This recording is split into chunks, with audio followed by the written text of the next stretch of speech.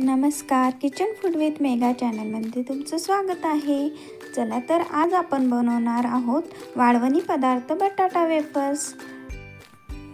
बटाटा छान धुवून घ्यायचा आहे, त्याच्यानंतर सोलून घ्यायचा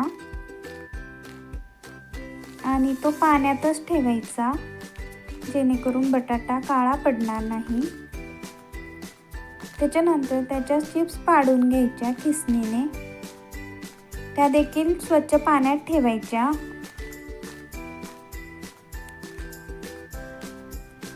या पाण्यात तुटीचा खडा फिरून घ्यायचा. मी आधी फिरवलेला आहे.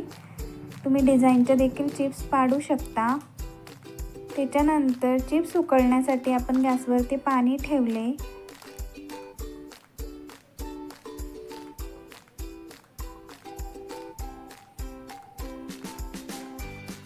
त्यामध्ये मी आवश्यकतेनुसार मीठ आणि तुटीचा खडा फिरवून घेतलाय.